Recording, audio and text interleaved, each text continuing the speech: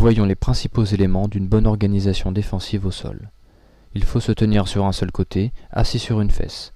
Le fait d'être complètement assis par terre ou sur le dos entraînerait une grande perte de mobilité et exposerait énormément la jambe aux coups et aux projectiles. La jambe du côté au sol est bien repliée et l'autre jambe est armée et sert à maintenir l'adversaire à distance en donnant des coups de pied. La main au sol facilite les déplacements. L'autre main sert à protéger en priorité la tête.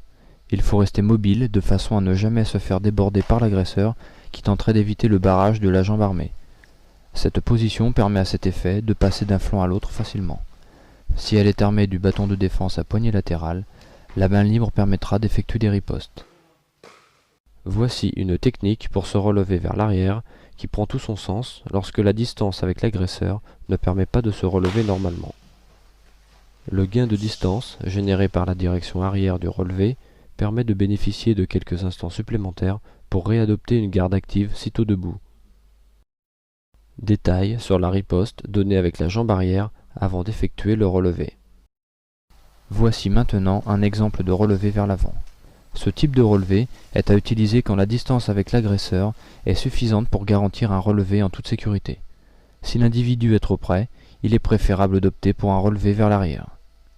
Travail de synthèse avec partenaire. Celui qui est debout a un rôle primordial. Il doit mettre suffisamment de pression sur son partenaire au sol pour créer un minimum de stress. Il doit gérer ses déplacements de façon à l'obliger à le suivre et doit pénétrer en zone de distance rouge pour lui faire travailler les ripostes. Lorsqu'il est suffisamment touché par ces ripostes, il doit permettre à son partenaire d'effectuer un relevé vers l'avant ou vers l'arrière.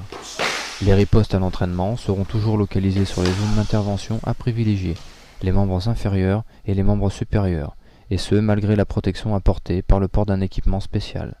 Les ripostes sont effectuées avec le tonfa, mais également avec les jambes qui ont un rôle essentiel à jouer dans la défense au sol.